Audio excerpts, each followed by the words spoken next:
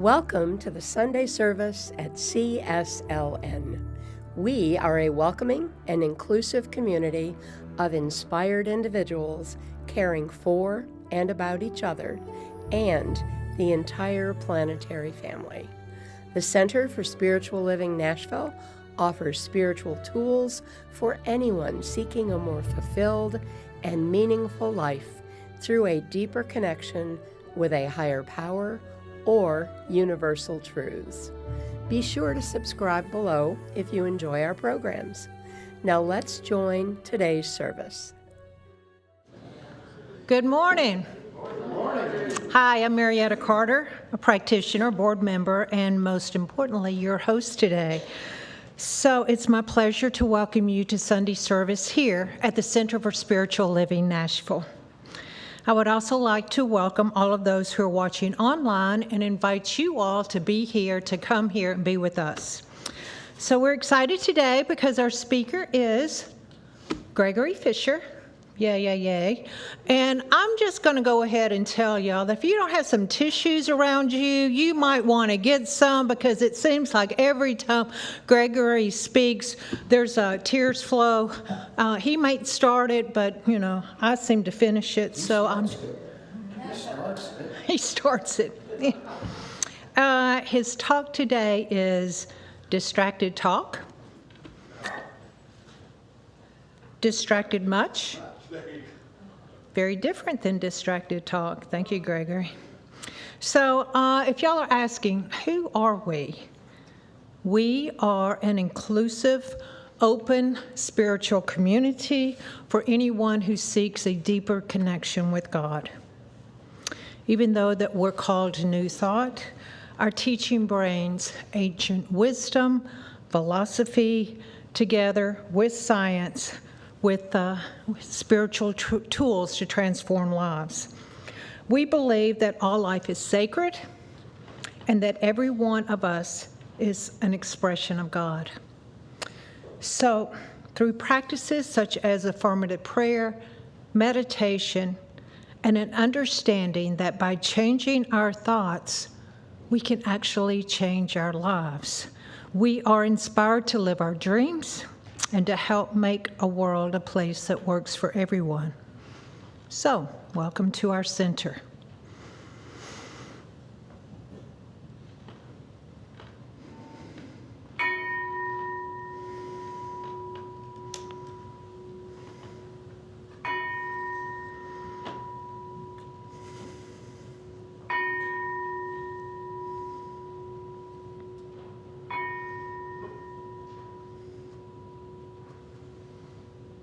So now I invite you to close your eyes and take a deep breath and turn within,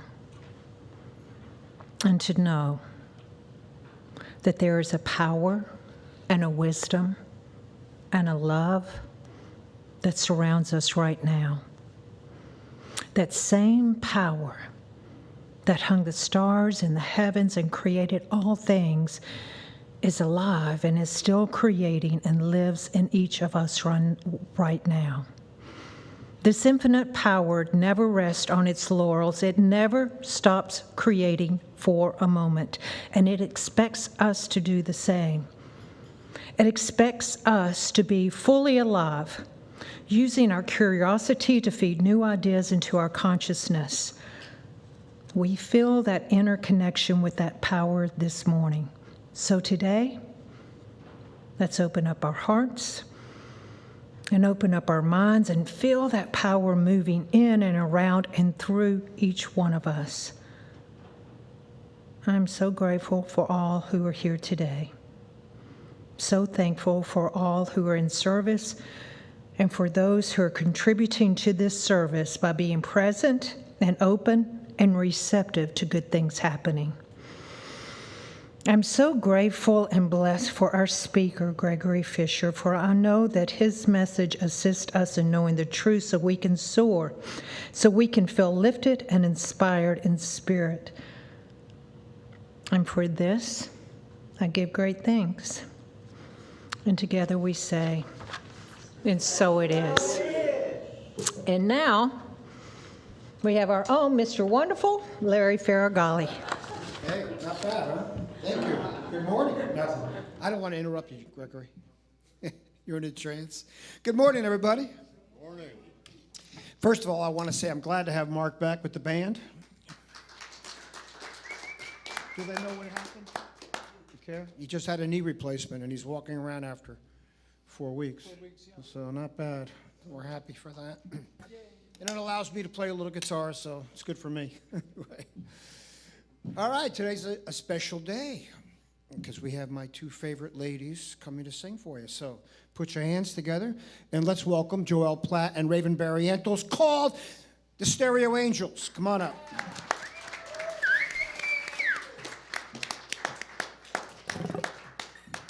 This is an interesting song. I guess Raven sent it to me a couple weeks ago by Brandi Carlile.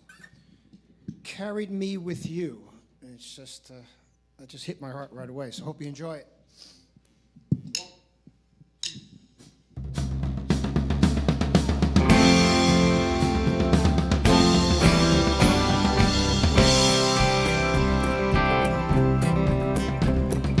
You're the soul who understands the scars that made me who I am.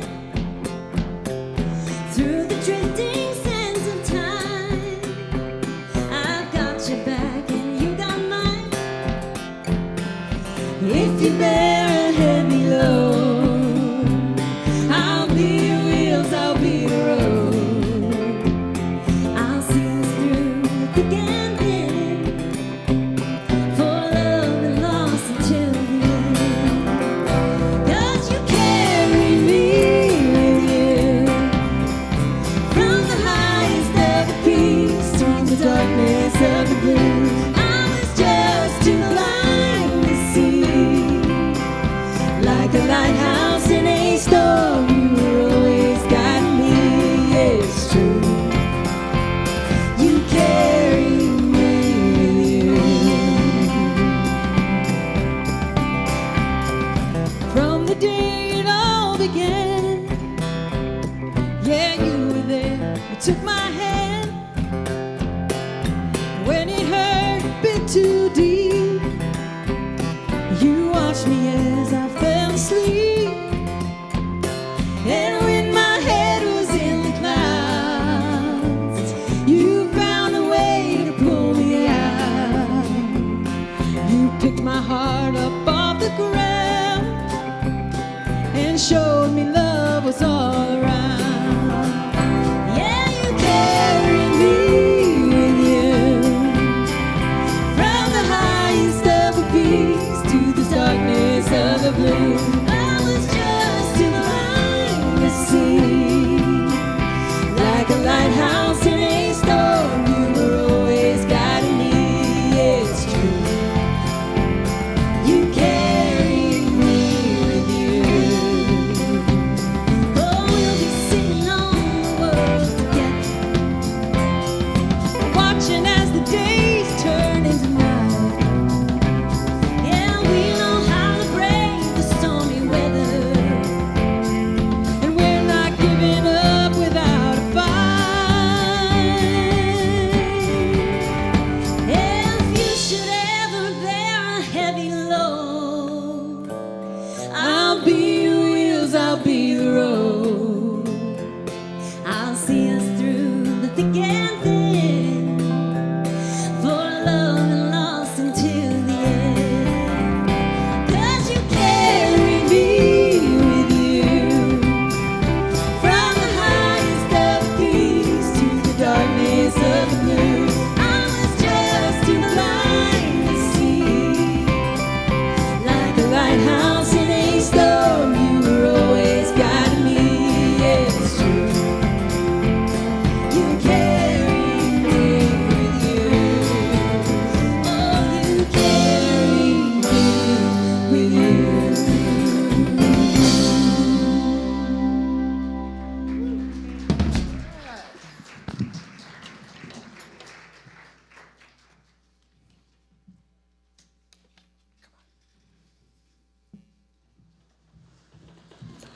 Good morning.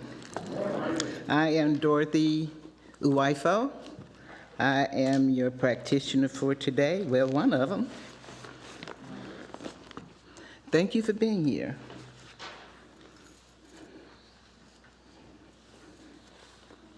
The title of my reading today is God's Will for His Creation. If God be for us, who can be against us? If God is all there and the universe is one, then there is no power present or law against the truth. One with the truth is a totality. If our whole endeavor is to be and to do that which is constructive, then we are with God, and we may be sure He is ever with us. God knows no outside. He is ever inside. The other rim of reality is exactly at the center of itself. Nothing can keep us from the love of God. What a comfort. What joy to know that all is well with the soul. What untold sufferings we have had because of our doubts and fears. And we are told not to be afraid, for it is the Father's good pleasure to give us the kingdom. Man alone has tried to rob us of our birthright, the glorious liberty of the sons of the Most High. Let us honor God more and man less. Let us seek within for the cause. It can be found in no other place. There is nothing that can keep us from this inner vision of the internal reality. So if we would just close our eyes, let's relax. Let's go within.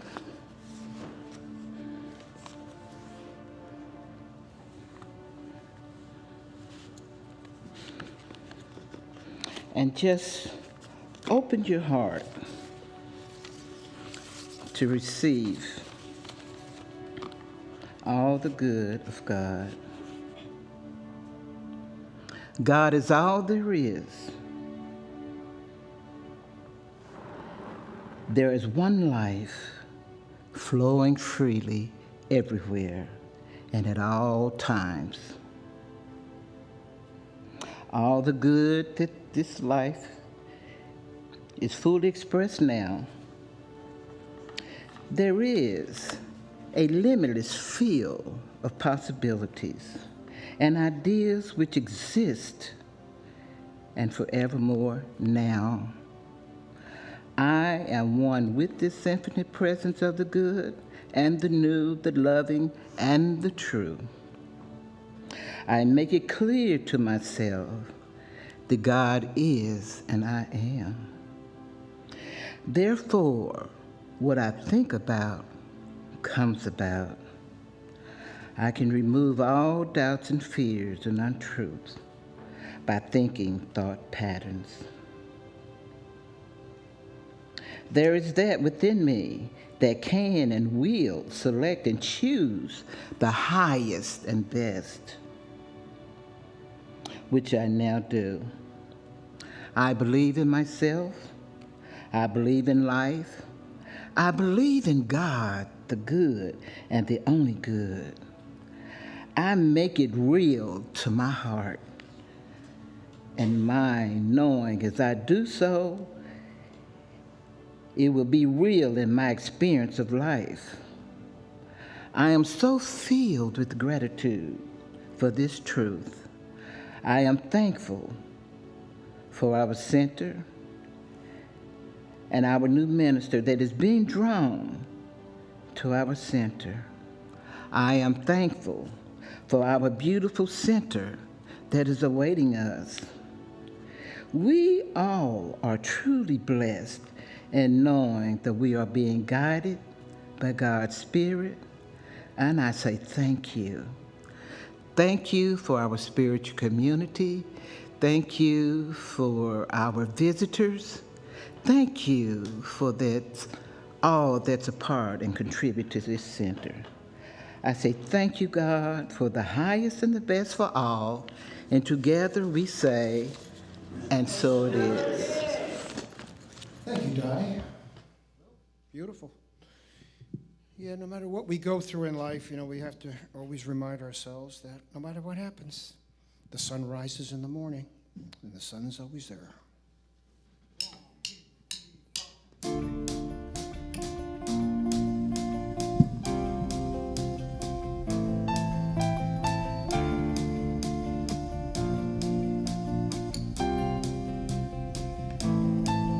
When life is cut too deep and left you hurting, and the future you had hoped for is now burning, and the dreams you held so tight have lost their meaning, and you don't know if you'll ever find the healing. You're gonna make it. You're gonna make it. The night can only last for so long. Whatever you're facing, if your heart is breaking, there's a promise for the ones who just hold on. Lift up your eyes and see. The sun is rising. The sun is rising. The sun is rising.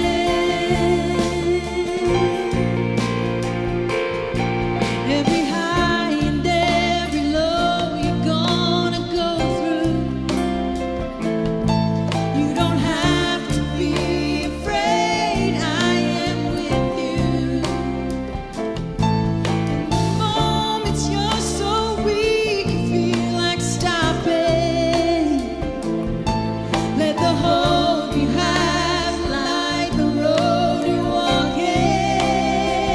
'Cause you're gonna make it. You're gonna make it. Life is only blessed for so long. Whatever you're facing, when your heart is breaking, there's a promise for the ones who just hold on.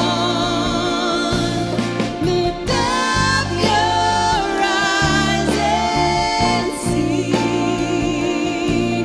The sun is rising.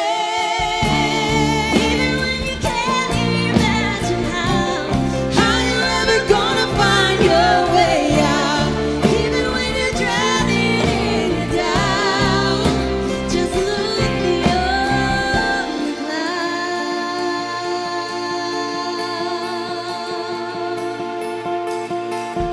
Sun is rising. The sun is rising. Sun is rising. Sun is rising. Whatever you're facing, your heart is breaking. There's a promise for the ones who just hold on. Lift up your eyes and see.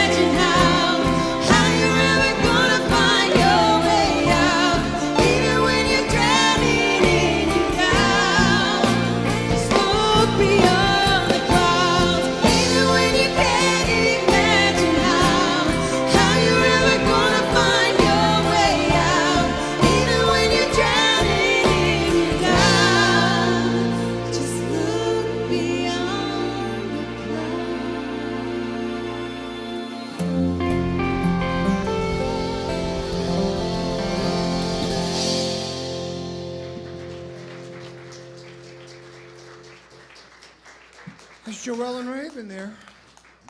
All right.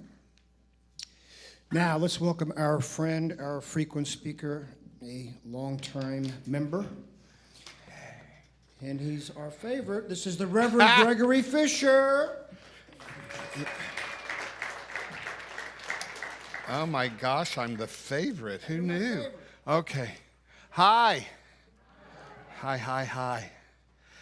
Wow, I'm always impressed when the music right before I speak really is about what I'm getting ready to say.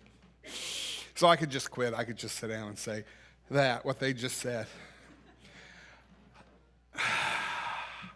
So today I want to, the title of my talk is Distracted Much. And it kind of has come out of this annoyance that I've suddenly developed over how much I feel like I'm interacting all the time with people who just simply are not present.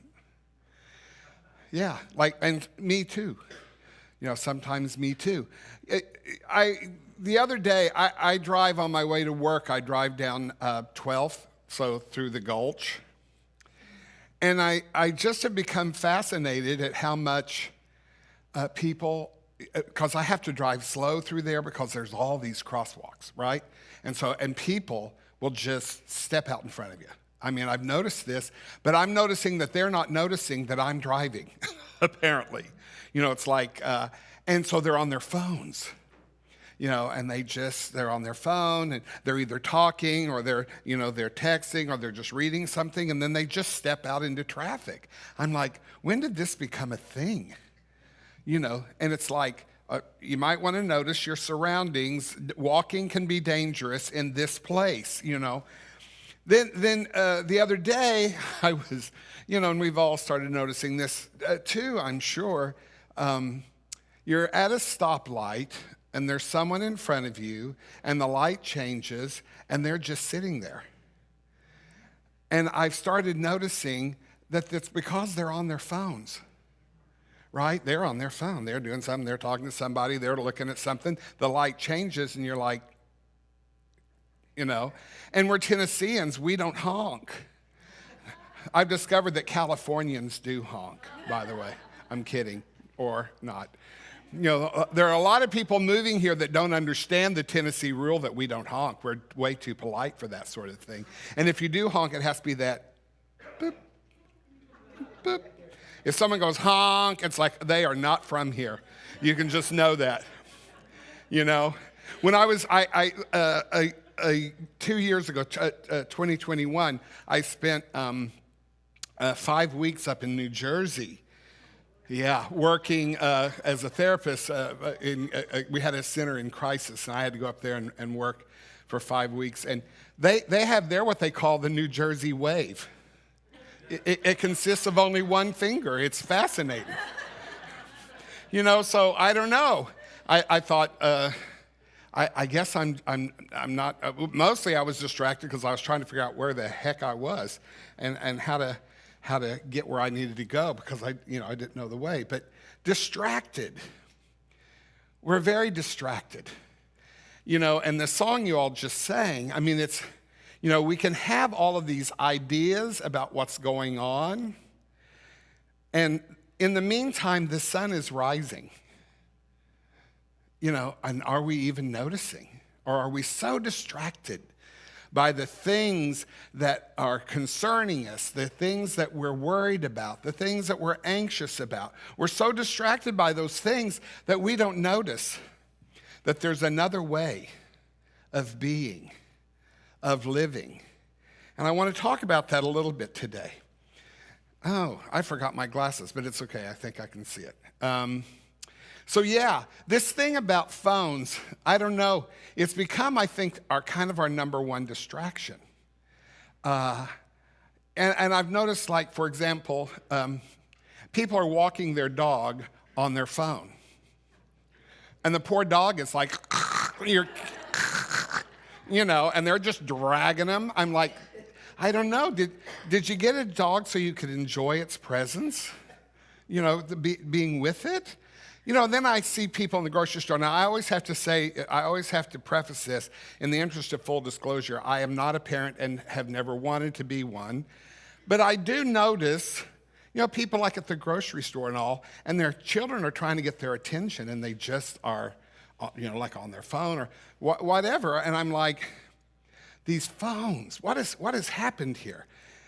I'm reminded when I was a kid that my grandparents and my parents would talk about how, and we grew up in a rural area, that they would talk about how families used to, you know, gather around the dinner table, and then they would sit and talk, and they actually interacted with each other, and they had a relationship that seemed to matter. And you know what? The first thing that came along in those rural areas especially was the radio. Right? So I'm blaming all of this a bit on technology to a certain extent, but the radio came along, and it's like, well, rather than sit and talk with each other, let's all listen to the radio. Of course, we couldn't agree on the radio program, but it could have been possible we only had one radio station, so what did it matter? Then came along the television. My granddad was the first person in the city of Monette, Missouri to have a television. And the reason he had a television and could get a signal, because he erected a huge tower in the backyard so that with an antenna on the top so that he could get a signal from Springfield, Missouri.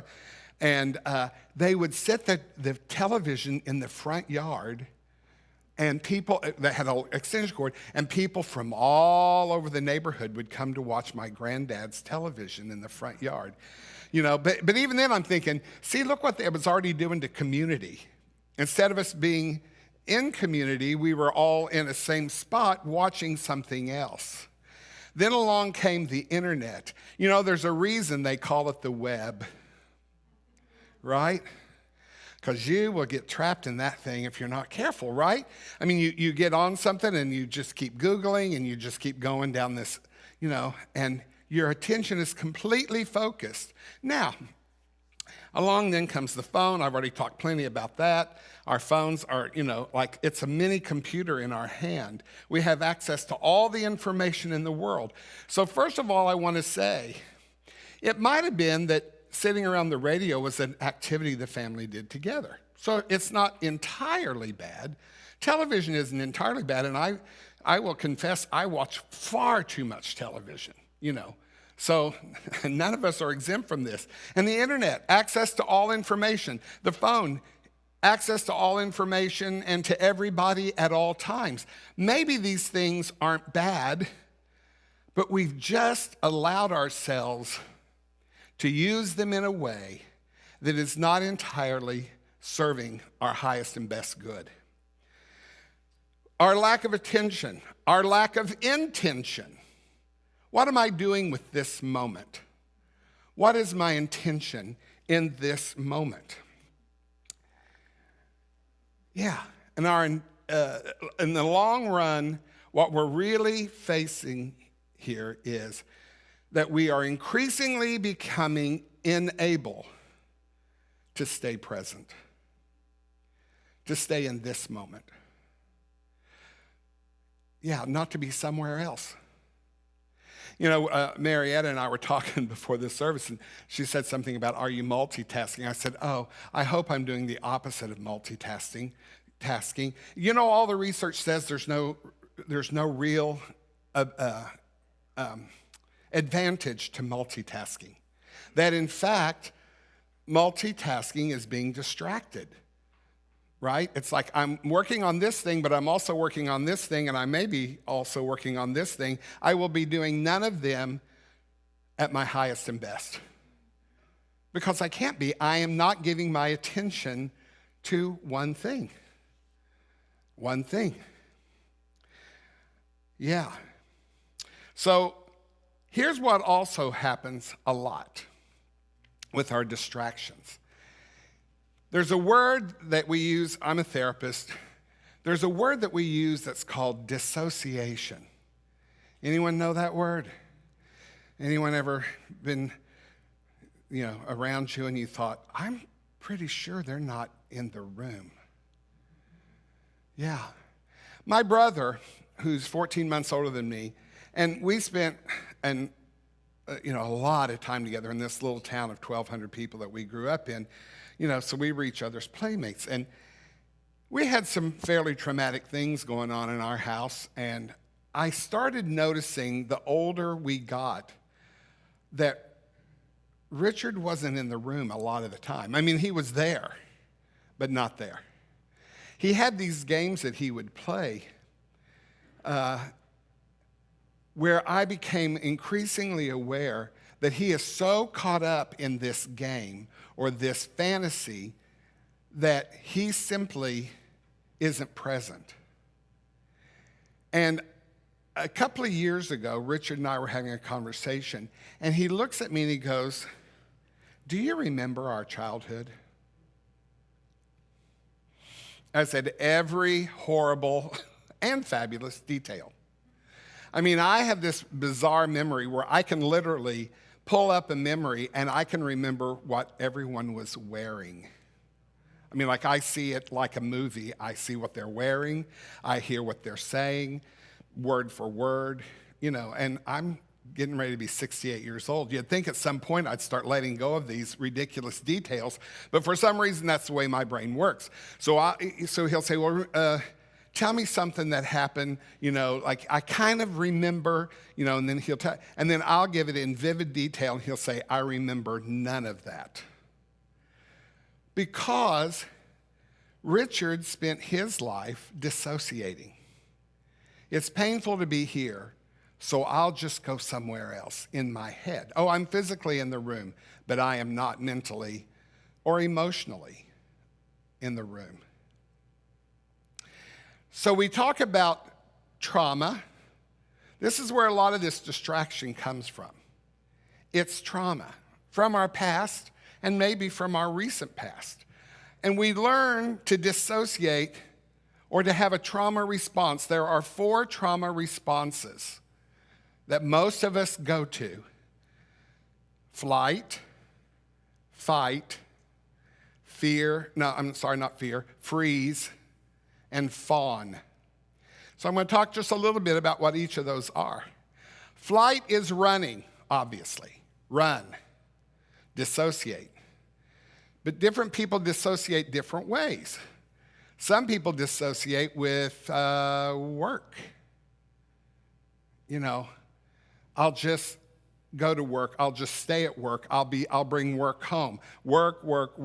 Constant work is a flight response. Isn't that interesting? So it's not just getting up and leaving the room. It can be being in the room but not being in the room. So work, perfectionism, is a flight response. Isn't that interesting? That I can't let go of anything. I have to keep working on this. See how that's running? And I could go on and on. I'm not going to take the time to, but you might want to look into trauma responses. What's fight? Obviously, it's like argumentative, being hostile, fighting. I'm traumatized. I'm going to fight. I'm coming out with my dukes up. Freeze. I'm just going to go limp. I'm just going to be deer in headlights.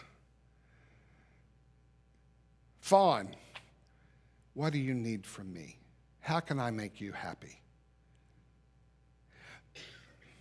So, what are the distractions? We've already talked about the obvious, the media things. David Foster Wallace says, it is the web for a good reason. I've already mentioned that. Zig Ziglar, who's a great motivational speaker from the 70s and 80s, the result of information overload is usually distraction, and it dilutes your focus and takes you off your game. Right? So information overload. Yeah. Also a flight response. Work. Doing a day's work is a good thing, but cramming a week's work into each day is self-abuse. Self-abuse. Yeah. Pleasure. When a person can't find a deep sense of meaning, they distract themselves with pleasure. That's Viktor Frankl. Any of you familiar with Viktor Frankl's work? I hope you are. He's pretty amazing. But his whole thing is, his whole way of looking at life is finding purpose. So he's saying to us that people that are prone to distraction, that are prone to dissociation, are people who cannot bear the fact that they're living a life with no purpose.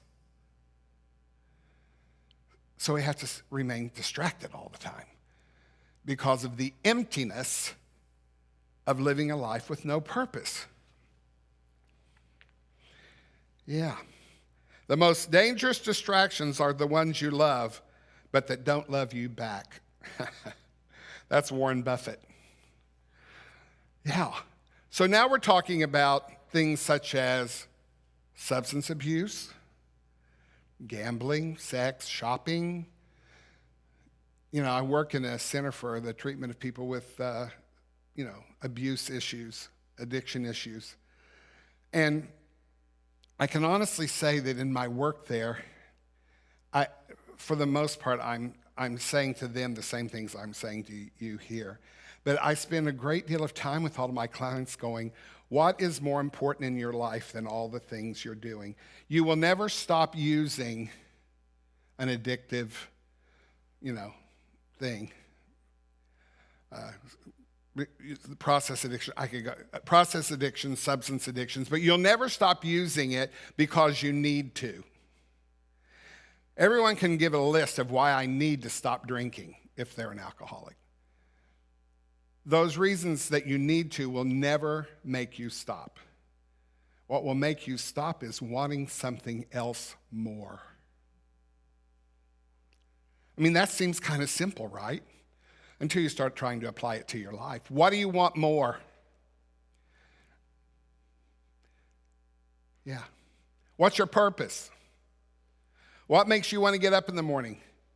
What makes you feel alive? What makes you feel like fire, like joy?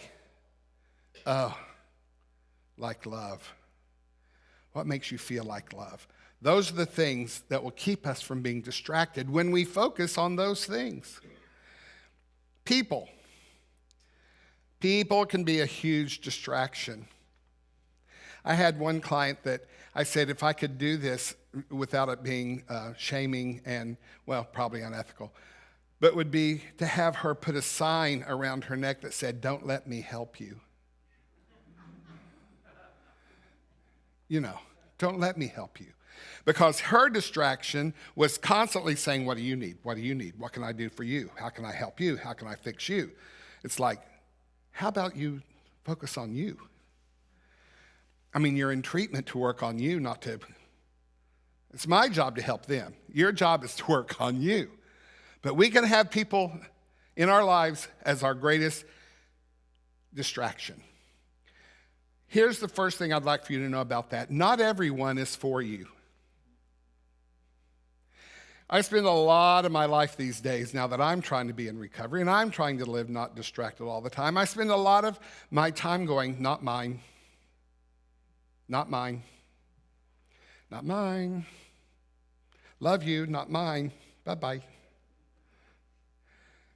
Not every need is yours to fulfill. Not every problem is yours to fix. Not every heartache is yours to heal. Now, for some of us, this is what we do for a living. For some of us here, practitioners, ministers, and what have you, it is part of our life's work.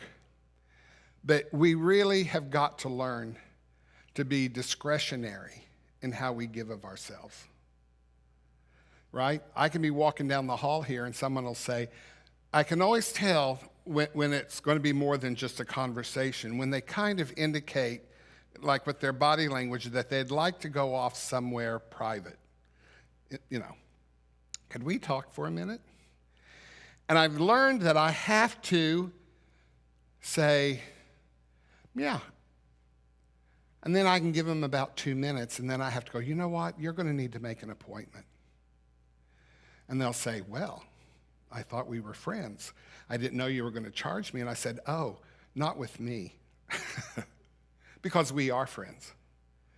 You need to make an appointment, not with me, because we're friends, and I'll be your friend and I'll support you, but in this moment, you're not my job. I have a job and you're not it, because I don't want to be distracted in that way, and I don't want it to get out of bounds. Our boundary is that we're friends. People can be a huge distraction. One of the biggest distractions in our life, maybe the ones that matter, are the past and the future. Thich Nhat Hanh says, anxiety, the illness of our time, come primarily from our inability to dwell in the present moment. Now, I'm going to tell you maybe no truer words than that anxiety is the illness of our time. I would say 100% of the people I see in both my job and in my private practice are people that are suffering from anxiety. Pervasive. So strong for some that they simply can't function. But I think it's true that most of us live in a stressful and anxious state most of the time. And it's because we cannot get out of either the past or the future or both. Right? So I'm constantly reliving trauma from the past or trying to reimagine how I could have done better in the past, or how somebody else should have done better in the past. And I have all these expectations of me and them and all of those circumstances and events. And so I keep replaying it, I keep replaying it, I keep replaying it. I keep thinking, what could I have done different? What should they have done different? I just keep this going. That's going to make you anxious, folks. Or how about the other one? Future casting. This could happen, this could happen, this could happen, this could happen. This is likely to happen. Oh my gosh, she's going to do this, he's going to say that. My job's going to go to hell. Anxious, anxious, anxious. And all distraction. Just remaining in this distraction. The question is, what is so wrong with the present that I have to live in the past or the future? I'm going back to Viktor Frankl. What's my purpose for this moment? See, what am I supposed to be doing with this moment? Who am I? What do I want? And what will I need to do to get it?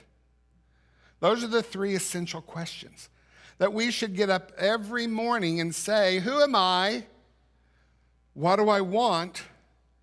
And what will I be willing to do today to get it? So here are the 6 P's that I'm going to say are the possible way out of this. This distraction, this life of distraction, this life of anxiety. By the way, anxiety almost always has its twin sister, depression, sitting next to it. Because see, all that anxiety and the inability to do anything about it just makes us sad and afraid and guilty and ashamed. Right? So what are the 5 P's? First, prioritize. Starve your distraction, feed your focus. Oof. Don't blame the distraction, improve your focus. So we're back to, what do I want? Now, I'm not talking about that ego part of you that wants to win, that wants to look a certain way. I'm talking about that part of you that is you but greater than you, right? that is you but greater than you. So here's the thing. If we're going to get present, we're going to have to get in touch with that part of us that is us but greater than us. And that is not distracted by our ego. Right? Now, I'm not an ego basher. Our lives are made up of these two sort of dichotomous states. Our authentic God self and this ego part of us that is our humanity. But if we want to get focused, if we want to be able to prioritize, if we want to know who we are, what we want, and what we're going to have to do to get it, if we want to live our highest and best life, we have to go inside to that part of us that is us, but greater than us. I am it, but not all of it. Lovely. So I want to get in touch with that part of me that is it. And I want to prioritize. Then I want to plan. Now that sounds interesting because I just talked a lot about how we don't want to be in the future. But having a plan is not the same thing as living in the future. Lack of direction, not lack of time, is the problem. We all have 24-hour days. Zig Ziglar. So again, if I prioritize and I'm creating a plan, that's just looking for direction. I say all the time to my clients, all you need is the next right step. See, a plan only means what's the next right step. I have a vision. I know where I'm wanting to go, and I need to know the next right step. But if I'm going to stay on that path to have what I want, I'm going to have to remain present. I'm going to have to remain focused and focusing on what is that next right step. Oh, by the way, practitioners here know, we've told you, I'm sure, end every prayer with this or something better. See, I have a vision for where I want to go. I have a vision for what I want, but I want to leave it open to that in me that is greater than me. What if what I've got in mind right now isn't the highest and best? So this or something better. Now here's the thing that's happening then. I'm trusting something else greater than me, but that is still me, to know the highest and best vision for myself. That's called trust. Trust. See, when I'm living from that place, I can trust it. The anxiety is about this other part of me that's kind of, I don't know, unsure. Our highest and best self always knows the truth of who we are. Always. Yeah, both optimism and anxiety require us to imagine something that hasn't happened yet. If we have the ability to worry about the future, it also means we have the ability to imagine a better one. That's Jess Erkstrom. So plan. So first we want to prioritize. Then we want to plan. Then we want to stay present, which I've been talking about a lot. The present moment is filled with joy and happiness. If you are attentive, you will see it. Thich Nhat Hanh. Smart guy. So remaining present. I'm in this moment. It's me. It's something greater than me, and I'm here. Have patience. Genius is eternal patience, Michelangelo. Have patience with all things, but first of all with yourself. St. Francis de Sales. Now, why do I say patience? Because this will not be perfect.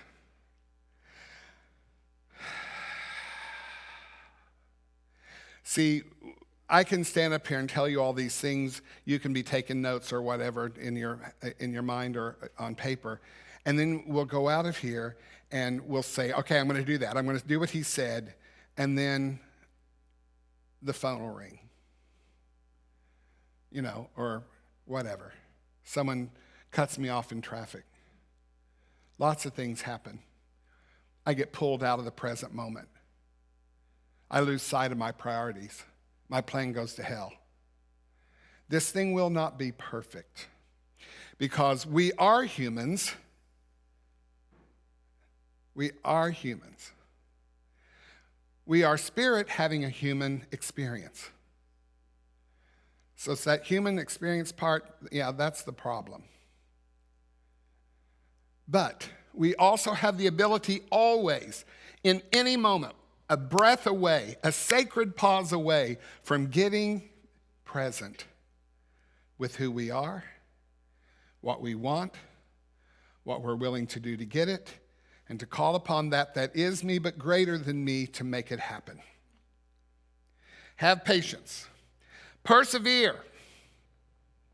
Perseverance is not a long race. It's many short races after the other. And that's Walter Elliott. So I love that. So in these moments, these imperfect moments where I'm able to get present, I'm able to get focused, I'm able to see my plan, I'm able to see my priorities, I'm able to focus on that. That's a little short race. Then there's going to be maybe some moments that are not, then some more. See, it's steps. It's taking the next right step. Short races. And then perspire. This takes work. It takes work. See, I can stand up here and say all this, and you can resolve, okay, I'm going to go out of here, and I'm going to do all of that. I'm going to do all of that. But it takes work. I see I work in this treatment center. You know what the success rate is for people going through treatment? 19%. I got to tell you, as someone that works there, I have to keep that in mind a lot, that it's like, I'm going to give 100% to the best of my ability to every one of these people, and I need to know that 2 out of 10 of them are likely to succeed. Right? But here's the difference between the ones that do succeed and the ones that don't succeed. I can narrow it down to one thing: work. Are you willing to do the work? Are you willing to get up in the morning and say, take this day? Live it with priority, with a plan, with patience, with persistence, staying present. And when I notice that I'm not, do what I need to do to get back. And it's one day at a time, one day at a time, one day at a time. And the next thing you know, you look up and you go, in my case, 35 years later, I'm in this place. But it's because, and I don't even know that I can owe it to myself. I even think that it has something to do with what was greater in me just dragging me sometimes. Michael Beckwith says, sometimes the pain has to push you until the vision can pull you. Yeah, I'm pretty sure I've had a lot of being pushed by the pain. But I'm now most of the time in a place where the vision pulls me.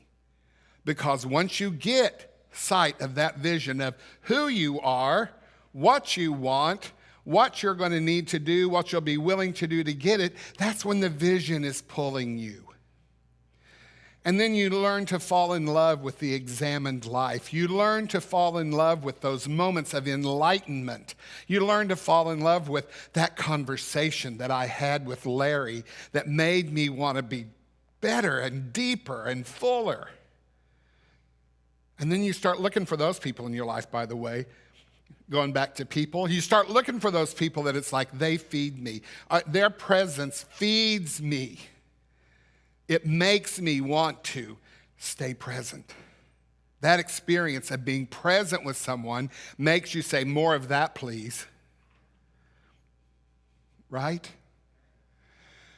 So all I'm asking you today, and all I'm asking me today, is what if we made a commitment to ourselves and to each other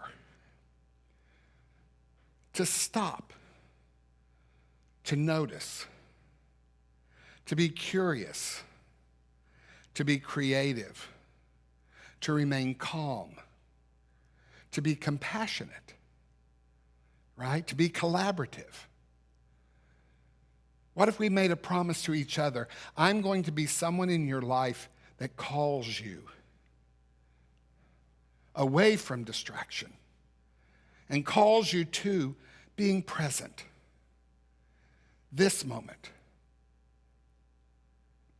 And so it is. Thank you.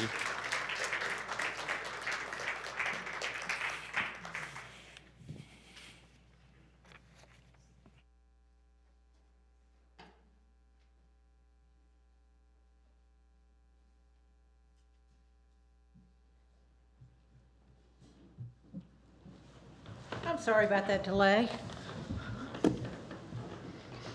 Now is the time to give back to what serves us. So if there's something that has touched your heart today, there are many ways that you can share your love and your offering with us. So I would like to ask the ushers to come forward. We have a few ways that we can accept your gift. You can use your credit card in a bookstore, or we have a little machine out in our foyer. You can also find a document with a QR code in the book pocket in front of you in the seat. You can do it the old-fashioned way. Give us a check, give us some money. And for our online viewers, please make a contribution using the link in the description below. Or you can mail your check to our street address. Please say with me, divine love as me, blesses and multiplies all that I have, all that I give, and all that I receive. Thank you. Thank you for your loving gifts. Thank you, Etta. All right, this is an oldie, sing along.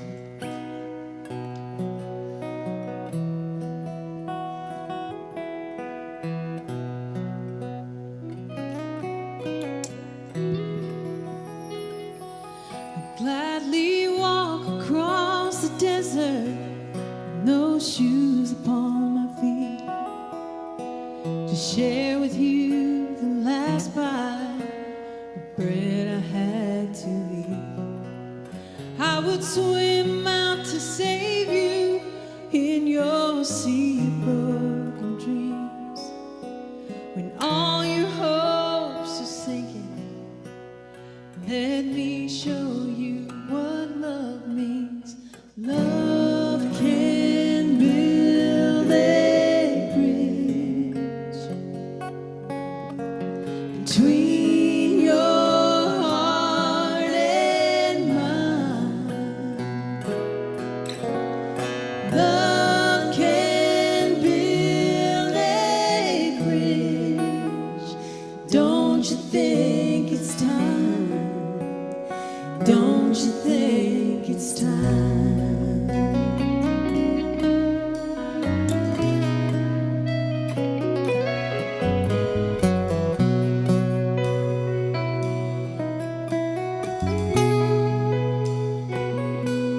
And I would whisper love so loudly every heart could understand. But love and only love can join the tribes of men. I would give my heart's desire so that you might see. The first step is to realize that it all begins with you and me. Love can build a bridge between your heart and mine. Love can build a bridge. Don't you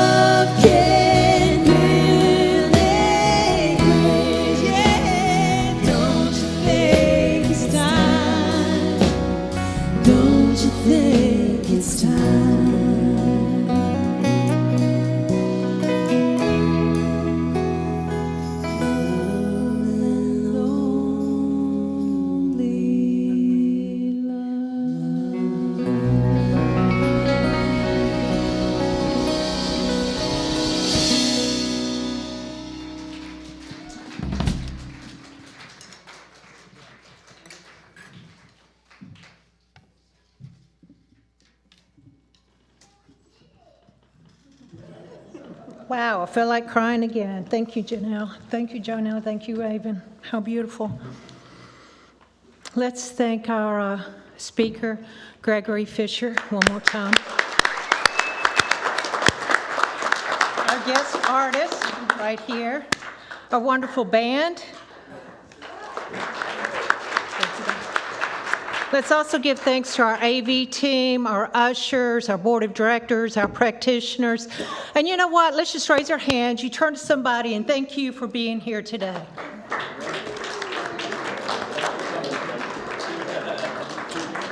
It is our community that makes us special, so thank you. So I'm going to share some important announcements with you about ways that you can participate or contribute. So today at 12:30, our Reverend Marla Sanders will be upstairs to have a spiritual mind treatment workshop in the upstairs classroom, once again starting at 12:30, and it's on a love offering basis, so I invite you to participate. On Monday, we'll be having our monthly board meeting on Zoom, and all members and friends of CSLN are welcome to attend. You can find the Zoom link on our website. And as a reminder, only members of CSLN have voting privileges. So if you'd like to be an active voting member, please take the new membership class. One's offered this Saturday, March 25th at 10:00 a.m. on Zoom. And mark your calendars. On April the 2nd, our annual meeting and quarterly town hall will be held immediately after service. At this time, we will be announcing who our new Board of Trustees members are. And finally, you may have read in our newsletter that we have some changes in our youth department.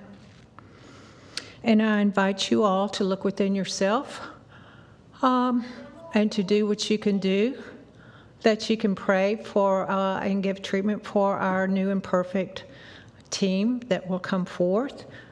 If you have time or such within your heart to be an active participant with this team, I'm sure we have plenty of spaces for you to participate in being a teacher or an assistant in some way. And now I invite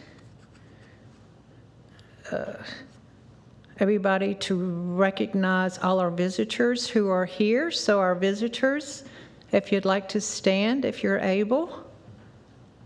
Anybody new? Yeah!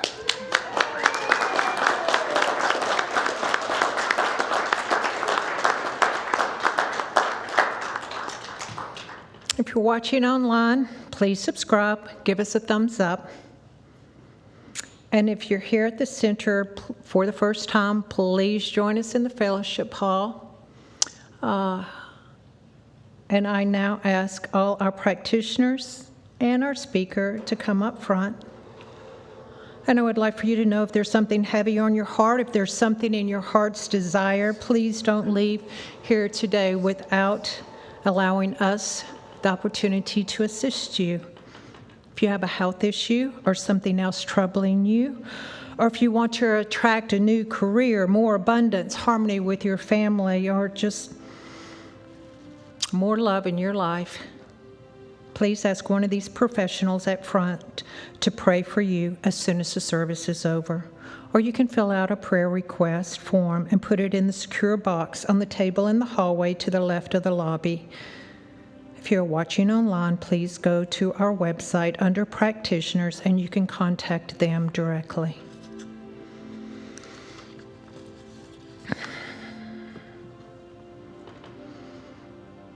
So as I say this treatment for you, I'm going to say it in the first tense, and I invite you to know it for yourself. I invite you to know that God is all there is, and that I'm one with God. And I know that everything around me is a part of this one source from which all things come. I know that I am, and everyone else is, an individualized expression of this one source. And I know that I'm here to create a wonderful life for myself, and I take full responsibility for that. So today I awaken to the newness of life. I release all doubts and fears of limiting beliefs, and I say yes to all good things. I choose to live in this moment for me. I live my life full of joy and happiness and love, and I live my life with purpose. These are the things that soothe my soul, and I know and feel that I am united with something that is what I am, yet it is so much greater than me. I feel the love that is within my heart, and I know that I am loved, and loving. I allow my curiosity to lead me to express myself and live my ways and live my life in ways that I've only imagined. All is good, and all is God, and I'm open to good, allowing me to live my life with my community as I stand with my community and we embrace our minister with love. I stand with my community in a loving home, in a loving place that we call home. So I'm so thankful for the master teachers who've come before me. I'm so grateful that they've told me how to connect with this divine source that lives in and around and moves through me. I'm so grateful to know that I do not have to wait for an answer, for I know that Spirit always responds to me by saying, "Yes, my beloved," with love. So I release my words to the law. I'm not attached to them, and I allow this or something even better to unfold. I know that only by releasing my words can I allow spirits to do its work. And join me as together we say, "And so it is." All right, well, for you newcomers, now's the time we all stand up and read our lyrics are coming. All right. This is called Put a Little Love in Your Heart. Let's sing along.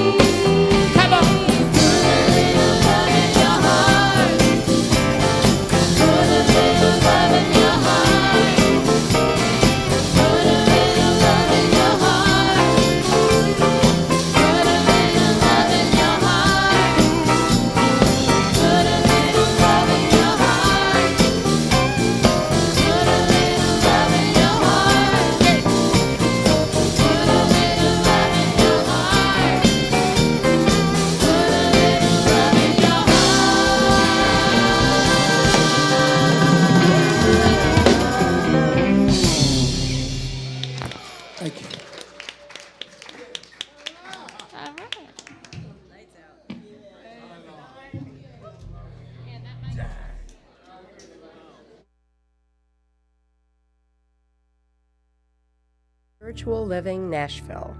May your life be filled with joy and prosperity in every way. Learn more about our programs or contact one of our practitioners at our website, cslnashville.org. You may also want to follow us on Facebook at CSLNASH. You can make a big difference with your financial gift at lovecsln.com. Please share the link to this program with a friend and join us again next Sunday. Have a wonderful week. Happiness is unbelievable. Say it is until it happens to you. But then one day you fall in love, walk around in circles in a daze for days. Oh, you're cool, quite unshakable. Call your heart quite